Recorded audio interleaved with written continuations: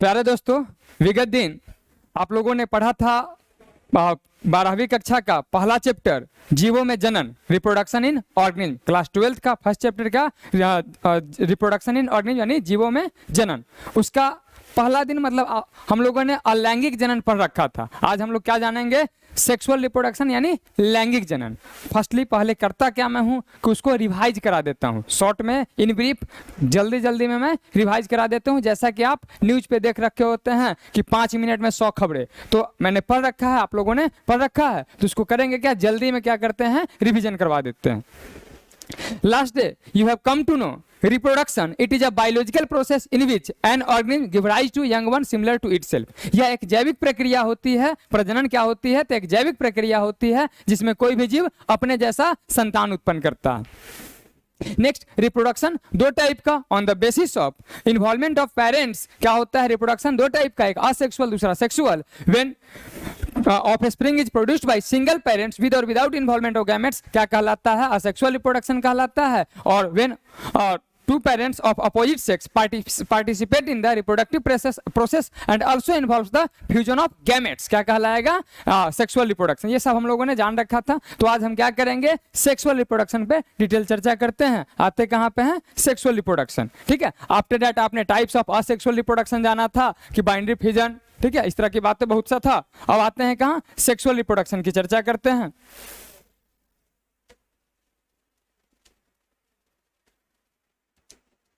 देखिए आप, तो sexual reproduction, last day you have come to know when two parents of opposite sex participate in the sexual processes, ठीक है, and also involves the fusion of gametes. दो बातें बताया जा रहा है कि दो पेरेंट्स होना चाहिए यानी अपोजिट सेक्स का, एक मेल दूसरा फीमेल। ठीक है, ऐसा नहीं कि भले ही मतलब संवैधानिक तरह तरह की बातें हैं कि लीगलाइज ये है कि मेल मेल से मैरिज कर सकता है, फीमेल फीमेल से मैरिज कर सकती है, लेकिन ये नेचर के अगेंस्ट है। मतलब एज पर रिप्रोडक्शन क्या है? ये अगेंस्ट है। आपने सुना भी होगा सॉन्ग, लड़का लड़के से मनइए हनीमून, बहुत तरह की बातें ऐसा करके बहुत सा मतलब in terms of Bhojpuri song सब है, इस तरह की बात आता है। तो सेक्सुअल रिप्रोडक्शन के रिगार्डिंग क्या बात मैंने बताया? When two parents of opposite sex participate in the sexual reproduction, sexual activities, when two parents of opposite sex participate in the sexual activities, sexual processes and also involves the fusion of gametes, यानी sex cells का क्या होता है? Fusion हो जाता है, combination होता है, क्या कहलाएगा?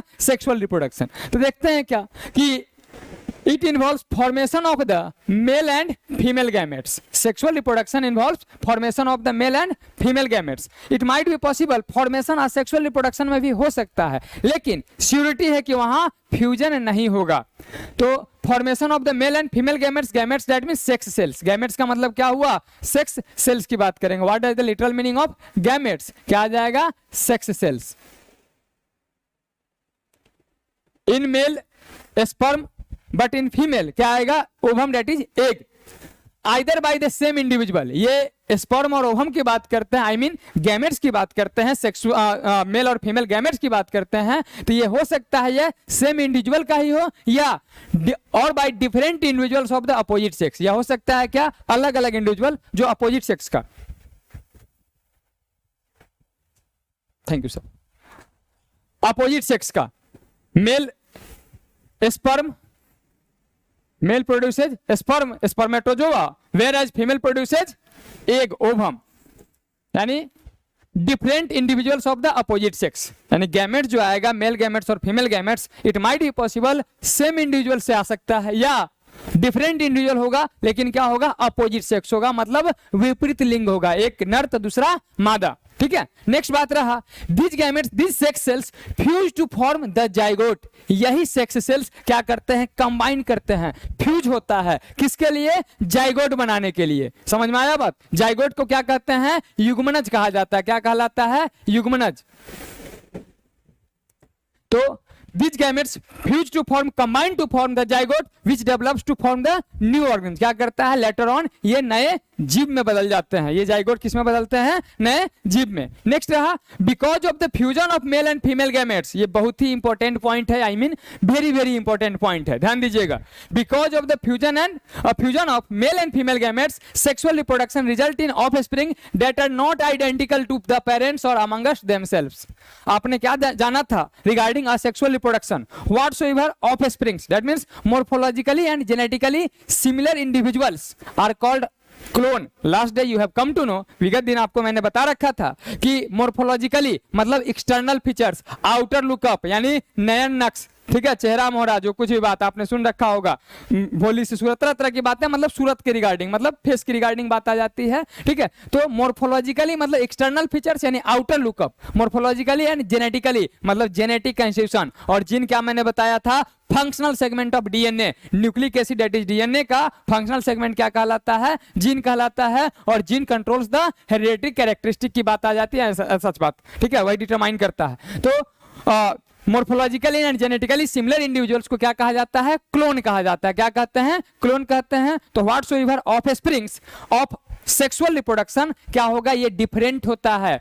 क्लोन, इसको क्लोन नहीं कहा जाएगा। मतलब क्या होता है? Sexual reproduction, humans are also sexual reproducing organism. इसमें क्या होता है? मेल और फीमेल की बात कर लेते हैं, ठीक है। तो देखिएगा, हम आप अपनी भाई बहन की ही बात करते हैं तो होता क्या है? सेम पेरेंट्स के ही क्या होते हैं? यंग वंस होते हैं, लेकिन क्या होता है? हम आपस में क्या होता है? डिफरेंट होते हैं। कोई गोरा, कोई सावला, ठीक है, किसी का आउमीन चाउमीन इज्जा पिज्जा वाला, मतलब आई मीन घुंघराला सा केस होता है, किसी का सिल्की होता है, बहुत तरह की बात होता है, कोई लंबा होगा, कोई ठिगना होगा, यानी ये सब डिफरेंसेस देखने को आता है, ठीक है। तो सेक्सुअल रिप्रोडक्शन में क्या होगा? गैमेट्स कंबाइन करता है, दैट्स व्हाई क्या होगा? यहाँ पे वेरिएशन आएगा। और वहां क्या होता है? या तो नो वेरिएशन और सेक्सुअल रिप्रोडक्शन में, या लिस्ट अमाउंट ऑफ वेरिएशन, ठीक है, ये बात रहा। तो because of the fusion of male and female gametes sexual reproduction results in offspring. वैसे ऑफस्प्रिंग आएगा जो आइडेंटिकल नहीं होगा, आई मीन चाइनीज की तरह नहीं होगा। चाइनीज जो होता है, मोस्ट ऑफ द पर्संस क्या होगा? एक ही शकल सूरत का नजर आता है। समझे बात की नहीं? अगर क्रिकेट टीम की बात कर ले, अगर चाइना भी खेलना चालू कर दे तो आई मीन अगर हेलमेट लगा के पहुंचे तो पता चलेगा वही पर्सन खेल रहा है, दोबारा भी आ जाएगा,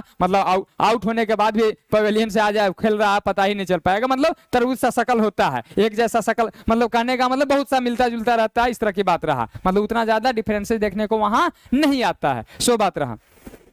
नेक्स्ट है different phases of life in sexual reproducing animals, यानी अलग अलग फेजेज होता है। जैसा कहने का मतलब ये ना कि जैसे कोई यंग वंस आज डेवलप हुआ, आज टेक बर्थ हुआ, ऐसा नहीं कि आज से फिर वो अपना भी मतलब बच्चा डेवलप करना चालू हो जाएगा, ऐसा बात नहीं होगा, ठीक है। जैसा कि सो बात रहता है, तो वैसे मतलब कि छोटा सा यंग वंस में ही क्या होगा? यंग वंस को डेवलप नहीं कर पाएगा। सो बात रहा, यानी अलग अलग फेजेज होता है। सो बात देखते हैं और कौन कौन सा फेजेज है।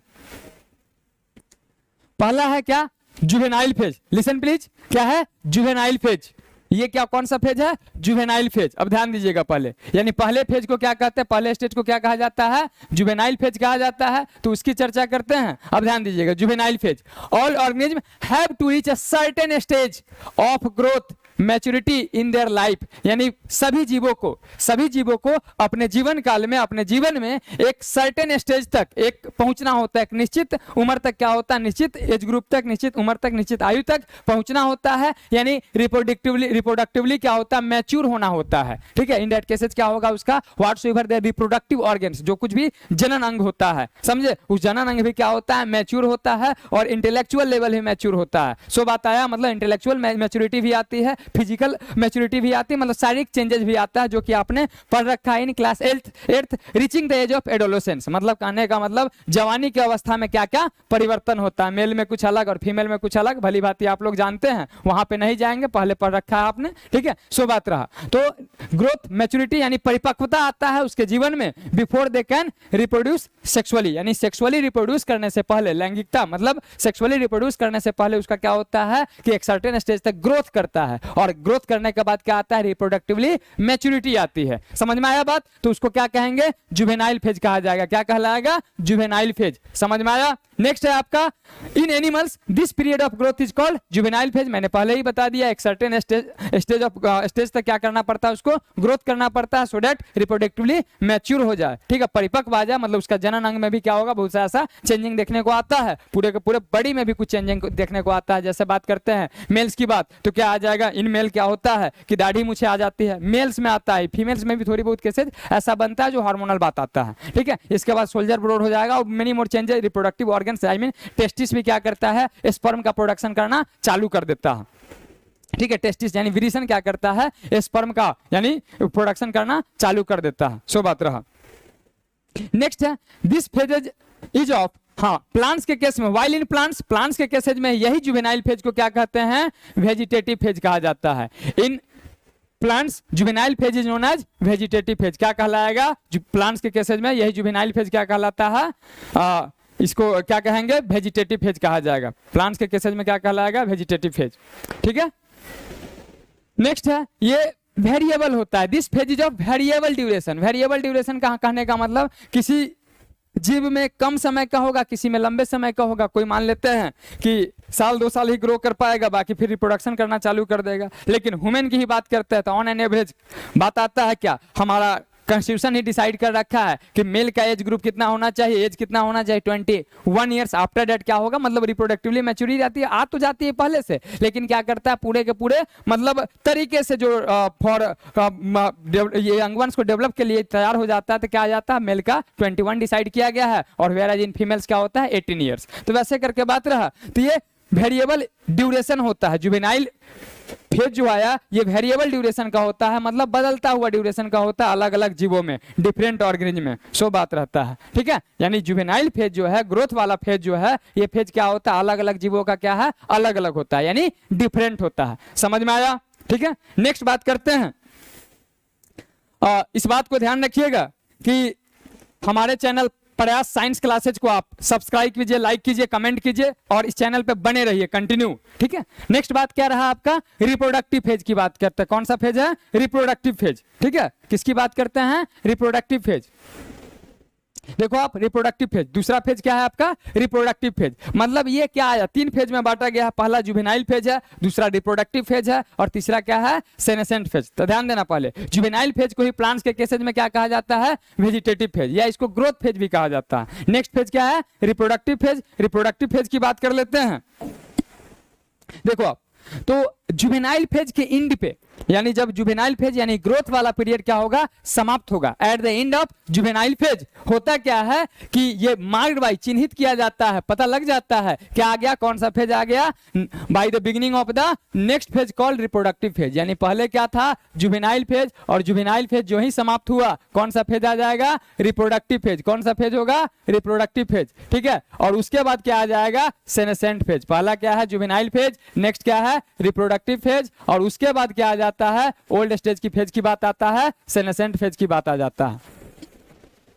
क्या है, सेनेसेंट फेज, राइट। यहां तक समझ में आया। तो क्या बताया गया कि at the end of juvenile phase, juvenile phase के समाप्ति पे क्या आ जाता है, किसकी शुरुआत हो जाती है। अगर कोई भी किसी भी चीज का एंडिंग होता है तो वहीं से किसी चीज का बिगिनिंग भी होता है। इस बात को हमेशा ध्यान रखिएगा। जैसे मान लेते हैं आपके लाइफ में भी कुछ मतलब इस तरह का हो गया, तो वहां से क्या होता है, आप नई शुरुआत कर सकते हैं। तो यही बात आया यहाँ पे भी कि जुवेनाइल फेज के एंडिंग के बाद कौन सा फेज आता है, रिप्रोडक्टिव फेज, ठीक है। किसकी शुरुआत होती है, तो रिप्रोडक्टिव फेज की शुरुआत होती है, ठीक है। अब देखो आप, अब रिप्रोडक्टिव फेज में क्या क्या आता है, सो बात आता है। तो in animals juvenile phase is followed by, मतलब जुवेनाइल फेज के जस्ट बाद, फॉलोड मतलब अनुसरण किया जाता है, तो जुवेनाइल फेज के followed by morphological and physiological changes. Morphologically मतलब वही मैंने बताया जस्ट अभी आपको, एक्सटर्नल फीचर्स, मतलब शकल, सूरत, नयन, नस्ल, बहुत तरह की बात आ जाती है, वैसे करके मतलब चेंजिंग आता है, ठीक है। ये बात रहा। दूसरा बात फिजियोलॉजिकल, मतलब कार्य की अंदर अंदर बहुत सा कांड होना चालू हो जाता है, आई मीन बहुत तरह की बात। जैसे मान लेते हैं, बताते हैं थोड़ा सा विजुअल एग्जांपल के तौर पे। जनरली क्या होगा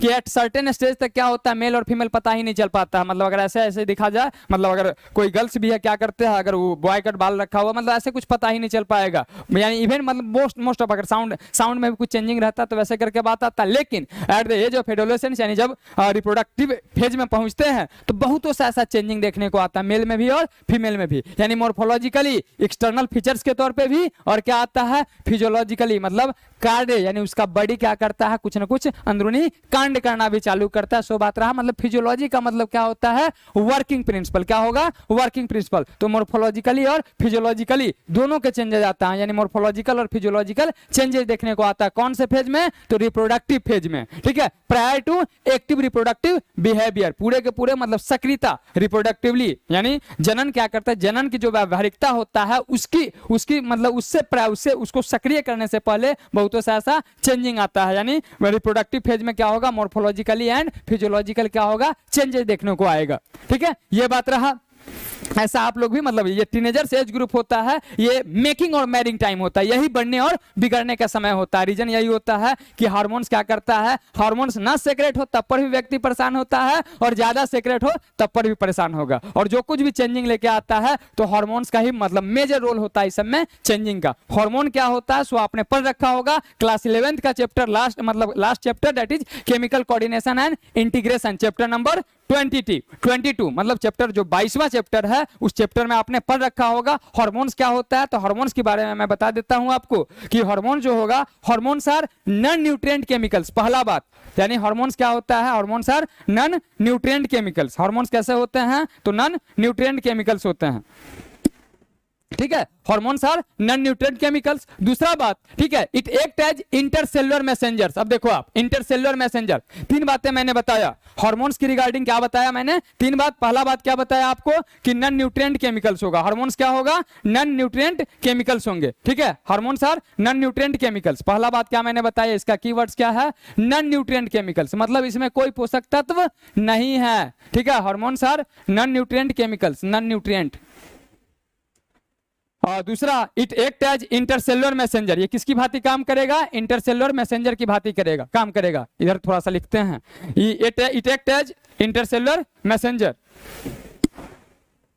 hormones are non nutrient chemical. पहला बात क्या है कि नॉन न्यूट्रिएंट मतलब इसमें कार्बोहाइड्रेट, प्रोटीन, फैट, विटामिन और मिनरल्स की तरह क्या होगा, न्यूट्रिएंट्स नहीं होगा, यानी पोषक तत्व नहीं होंगे। तो these are non nutrient chemicals, hormones are non nutrient chemicals. पहला क्या मैंने बताया, हार्मोन्स की बात मैं बता रहा हूं, hormones are non nutrient chemicals. भाई बहुत ही गजब का कांड करता है मेल और फीमेल, पूरा का पूरा चेंजिंग इसी का होता है। ठीक है, न सेक्रेट हो तब पर भी व्यक्ति परेशान होता है, भाई हो क्यों नहीं रहा है, ज्यादा सेक्रेट हो तब पर भी कांड करना पड़ जाता है। सो बात रहा, तो hormones are non nutrient chemicals, पहली बात। दूसरा, it act as intercellular messenger. Intercellular messenger, ध्यान देना, इंटरसेलुलर मैसेंजर का मतलब आप जानते होइएगा, खबरी। ठीक है, मैसेंजर किसको कहते हैं, संदेश वाहक को। ठीक है, तो it act as intercellular messengers मतलब क्या, अगर मैं अपनी शब्दों में आपको बताऊं तो क्या करता है, ये चुगली करने का काम करता है, यहां से वहां क्या करता है, मैसेज ट्रांसमिट करता है। या आप कह सकते हैं, आप अपने शब्दों में, पहली प्यार की दूसरी चिट्ठी तीसरी को दिया, मतलब ये करता क्या है, दूसरे को मैसेज ट्रांसमिट करने की बात करता है, यानी सेल टू सेल क्या करता है, मैसेज ट्रांसमिट करता है। That's why hormones are intercellular messengers and it secretes as, क्या आ जाएगा, इट रिलीजेस इन, क्या आता है, ट्रेस अमाउंट, बहुत ही ट्रेस अमाउंट में सेक्रेट होता है, लिटिल अमाउंट में सेक्रेट होता है। सो बात रहा। ठीक है, और हार्मोन्स आर सेक्रेटेड बाय, क्या आता है, इंडोक्राइन ग्लैंड्स। ग्लैंड्स भी कौन से ग्लैंड्स के द्वारा, अंतःस्रावी ग्रंथियां। ठीक है, यानी इंडोक्राइन ग्लैंड्स, जो क्या होता है, डक्टलेस ग्लैंड्स होता है। ये पूरे के पूरे अपने हार्मोन्स के सेक्रेशन को क्या करेगा, हार्मोन्स को कहां पाउर करता है, तो ब्लड में उड़ेल देगा। ठीक है, ब्लड में पुट अप करता है। सो बात रहा, तो hormones are non nutrient chemicals, पहली बात, it act as intercellular messenger, और तीसरी बात क्या मैंने बताया, it secretes in trace amount. So बात रहा, क्या कहलाएगा, हार्मोन्स कहलाएगा। राइट, नेक्स्ट आता है बात, तो a number of changes that occurs in their bodies. तो बहुत तरह का मतलब अ नंबर ऑफ चेंजेस, बहुत तरह का बदलाव देखने को आता है ह्यूमन बॉडी में, मतलब किसी भी जीव में क्या आता है, इन रिप्रोडक्टिव फेज क्या होता है, बहुत सा ऐसा बदलाव देखने को आता है। ठीक है, ऐसा बदलाव आप लोग भी फील कर रहे होइएगा। ठीक है, नेक्स्ट बात क्या रहा, reproductive phase is also of variable duration, just like juvenile phase, यानी ग्रोथ फेज। अलग अलग जीवों में क्या होता है, जुवेनाइल फेज जो अलग अलग होता है, अलग अलग समय का होता है, अलग अलग ड्यूरेशन का होता है। इन सिमिलर वे अलग अलग जीवों में रिप्रोडक्टिव फेज भी क्या होता है, वेरिएबल ड्यूरेशन का होगा। कौन सा ड्यूरेशन का होगा, वेरिएबल ड्यूरेशन का होगा, अलग अलग जीवों में अलग अलग ये होता है। ठीक है, कौन सा फेज, तो reproductive phase, just like juvenile phase. Clear, next बात करते हैं, अगले स्लाइड पे आते हैं। अगला स्लाइड क्या है आपका, ब्रीडिंग सीजन। अब ब्रीडिंग सीजन की बात करते हैं, मतलब रिप्रोड्यूसिंग सीजन की बात करते हैं। थोड़ा सा जैसे गांव घर में सुना होगा, अब लगन आ गया, मतलब शादी ब्याह का मौसम आ गया। ठीक है, तो वैसे करके बात रहा, तो इसी तरह की रिप्रोडक्टिव फेज में भी क्या आता है, ब्रीडिंग सीजन, मतलब जन्मने की बात आ जाती है कि इन डेट केसेज क्या होता है, कुछ कुछ ऐसा ऑर्गेनिज्म होता है जो सीजनल ब्रीडर होता है। सीजनल ब्रीडर मतलब उस पार्टिकुलर सीजन में ही क्या करेगा, अपने यंग वंस को, ठीक है, मतलब प्रोड्यूस कर पाता है। ठीक है, ये बात रहा। चलिए देखते हैं, तो कहता है क्या है, ब्रीडिंग सीजन की बात करते हैं, मतलब वही जन्मने की बताता है कि मतलब बच्चे पैदा करने का कौन सा मौसम है, उसकी बात कर लेते हैं। ठीक है, तो देखो आप वैसे तो रहा क्या, ध्यान दीजिएगा, ब्रीडिंग सीजन की बात करते हैं। इन मोस्ट ऑफ एनिमल्स, अधिकतर जानवरों में, in most of animals do not breed through out the year. बहुतों से ऐसा जानवर होता है, यानी अधिकतर ऐसा जानवर होते हैं, अधिकतर most of animals do not breed through out the year. ऐसा नहीं होता है कि सालों के सालों भर क्या करेगा वो बच्चा पैदा करने मतलब करता रहेगा, ऐसा बात नहीं होता है। ठीक है, instead they are seasonal breeders. तो सालों भर मतलब क्या करता है, यंग वंस को डेवलप न करके किसी न किसी पार्टिकुलर सीजन में ऐसा डेवलप करता है, यंग वंस को प्रोड्यूस करता है। डेट्स वाई इसको क्या कहा जाता है, सीजनल ब्रीडर्स कहा जाता है। यानी मौसमी मतलब कहने का पार्टिकुलर सीजन में ही क्या करता है ये जनन मतलब डेवलप कर पाता है। डेट्स वाई इसको सीजनल ब्रीडर्स कहते हैं। ठीक है, जैसे देखो फॉर इंस्टांस की बात करते हैं कि as for reference birds living in nature. अब ध्यान देना पहले, अब कहता है क्या, वैसे पक्षियां जो प्रकृति में रहते हैं, पिंजरे वाला नहीं कि जबरदस्ती मुर्गी से अंडा दिलवा देते हैं। ठीक समझे बात, तो क्या कहा, birds living in nature lay eggs only seasonally. कहता है वैसे पक्षियां जो प्रकृति में रहता है, मतलब खुले मतलब आकाश में खुले गगन की बात करते हैं, वहां नेचर में रहते हैं, तो क्या करता है, सीजनली ही ब्रीड करते हैं, मतलब सीजनली ही क्या करते हैं, एग लेइंग करते हैं। जो अंडे देंगे वो मौसमी मतलब एक पार्टिकुलर मतलब सेट ऑफ मंथ्स होता है, ये सीजन होता है, उसमें ही क्या करेगा, एग को लिया मतलब ले करेगा, एक अंडे देने की बात होगी। ले एग का मतलब क्या हुआ, अंडा देना। ठीक है, नेक्स्ट बात आता है हाउएवर। अब देखो बात, यहां से भी क्वेश्चंस पूछे गए हैं। हाउएवर बर्ड्स इन, मैं क्वेश्चन का सीरीज भी लेके आऊंगा।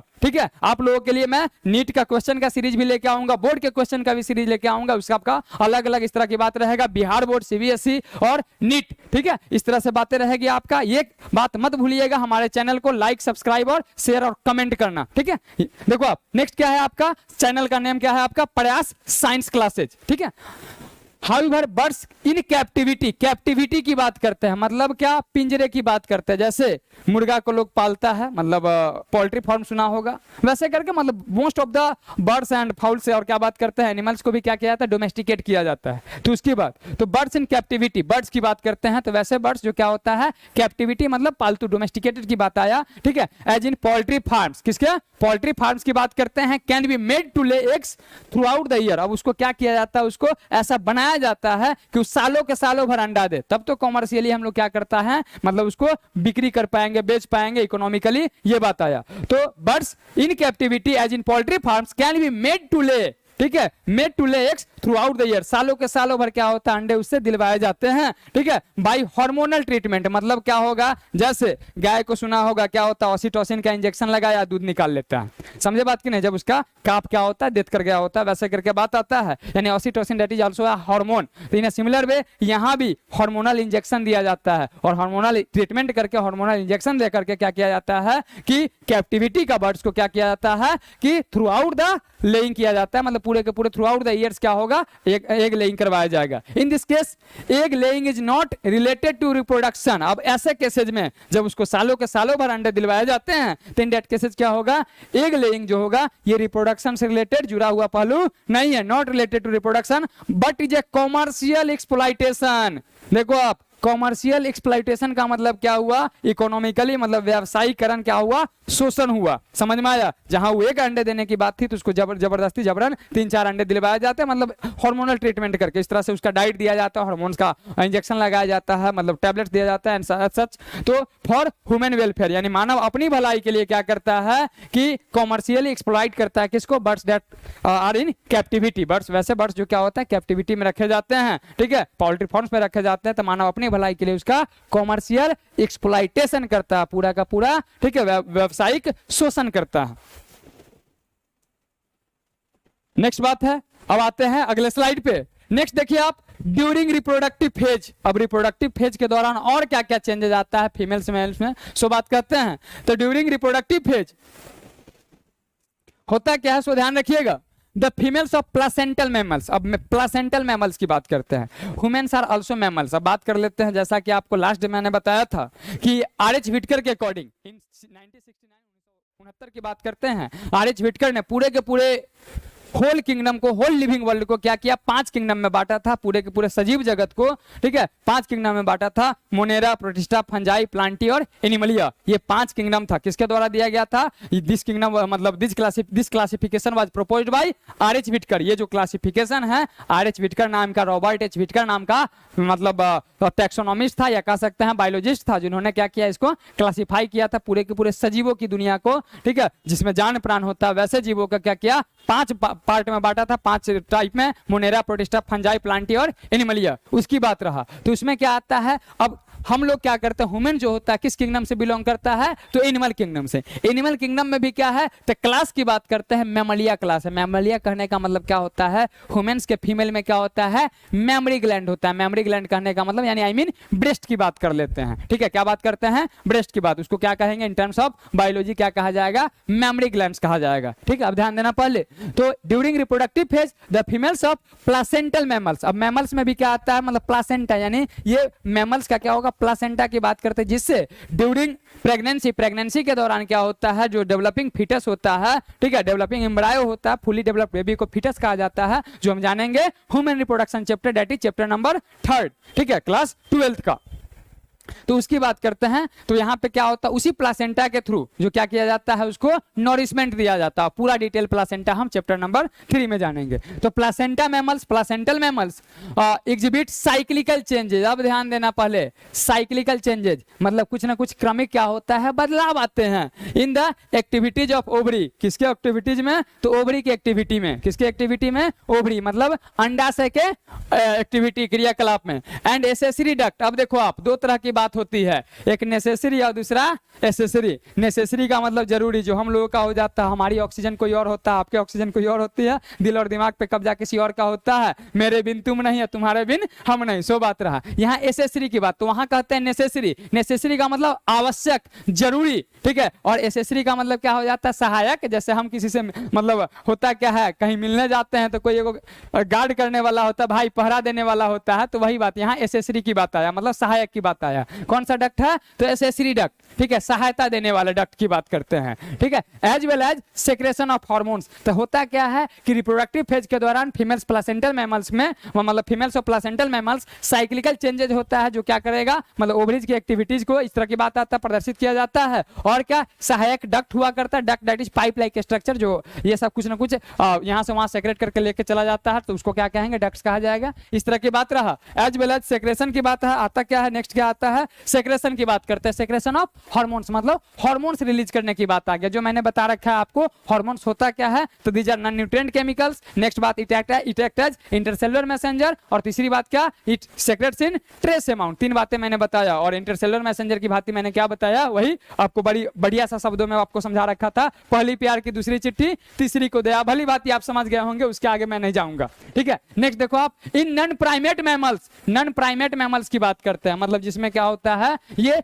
प्लासेंटा नहीं होता है। और बात क्या करे, तो चेंजिंग, प्लासेंटा नहीं सॉरी, यानी क्या आएगा, जो कुछ भी चेंजिंग नहीं होता है पर मंथ। जैसे देखोगे आप, यानी in human females, female of human की बात करते हैं, तो पर मंथ क्या आता है, मेंस्ट्रुअल साइकिल हुआ करता है, यानी जिसको क्या कहते हैं, मेंस कहते हैं, या उसको क्या कहते हैं, एमसी कहा जाता है शॉर्ट में, ठीक है, मेंस्ट्रुअल साइकिल, उसकी बात करते हैं। तो इन नॉन प्राइमेट मैमल्स, और मैमल्स में भी, मैमल्स कहने का मतलब दोज और मीन हैविंग मेमोरी ग्लैंड, उसको क्या कहेंगे, मैमल्स कहा जाएगा। तो in non primate mammals like cows, sheep, rats, deers, dogs, tigers, etc. Such cyclical changes during reproduction are called estrus cycle. इसको क्या कहा जाता है, estrus cycle। लेकिन एप्स, मंकी और ह्यूमन में ऐसा जो कुछ भी चेंजिंग आता है, तो उसको क्या कहते हैं, मेंस्ट्रुअल साइकिल कहा जाता है। नॉन प्राइमेट में जो कुछ भी चेंजिंग होगा, साइक्लिकल चेंजिंग होगा, तो उसको कहा जाएगा estrus cycle, OESTROUS, estrus cycle। और एप्स में, मंकी में और ह्यूमन की बात करते हैं, इस सब के फीमेल्स में जो कुछ भी चेंजिंग होगा, तो उसको क्या कहा जाएगा, प्राइमेट्स। यानी प्राइमेट्स में जो चेंजिंग होता है, तो उसको क्या कहते हैं, मेंस्ट्रुअल साइकिल, यानी इन शॉर्ट क्या कहते हैं, एमसी कहा जाता है। भली भांति इस बात को आप जानते हैं। सो बात रहा, यानी या अगर और शुद्ध हिंदी की बात करें तो उसी को रजोवृत्ति यानी रजो धर्म कहा जाता है, इस तरह की बात आता है। सो बात रहा। नेक्स्ट है many mammals are reproductively active. बहुतों से ऐसा मैमल्स है, देखो ध्यान देना, नीट में एक्चुअली पूछा जाता है जो कुछ भी क्वेश्चंस होते हैं एनसीईआरटी से ही होते हैं, इस बात को आप गांठ बांध लो, ठीक है, इस बात को आप गांठ बांध लो, हमेशा दिमाग में रखो कि टोटली एनसीईआरटी के मतलब 90% से एबव क्वेश्चन 90% प्लस क्वेश्चंस क्या होते हैं एनसीईआरटी से पूछे जाते हैं। लेकिन मोस्ट ऑफ द टीचर्स को और मोस्ट ऑफ द स्टूडेंट्स को भी ना तो टीचर्स को पढ़ाने का आइडिया होता है कि एनसीईआरटी पढ़ाया कैसे जाता है, और ना ही स्टूडेंट्स को होता है कि how to study NCERT effectively, ठीक है, यानी क्या होता है वहीं से क्वेश्चंस होते हैं। मोस्ट ऑफ क्वेश्चंस कहां से होते हैं एनसीईआरटी से ही होते हैं, लेकिन उसको तरीके से पढ़ने की जरूरत पड़ती है। मतलब अब ये सोचिएगा कि 3-4 बार मैंने पढ़ लिया सुपरफिशियली, एक एक लाइन ही पढ़ लिया और उसको हाइलाइटर लगा दिया, मतलब एक एक सेंटेंस को हाइलाइटर लगा दिया, मतलब वही मेरे शब्दों में अगर कहा जाए तो आप होठलाली लगा देते हैं किताब को, उससे काम चलने को नहीं है कि रेड कलर का ग्रीन कलर का वैसे करके आप क्या करते हैं एक एक स्टेटमेंट को रंगते चले जाते हैं, उससे बात नहीं होता है, वहां से आपका नहीं नीट का रिजल्ट होगा कहां से, ध्यान दीजिएगा, all but some major few, सब बातों पे ध्यान रखने की जरूरत होती है, क्योंकि नाउ अडेज स्टेटमेंट बेस्ड क्वेश्चन पूछे जाते हैं। कैसे क्वेश्चन पूछे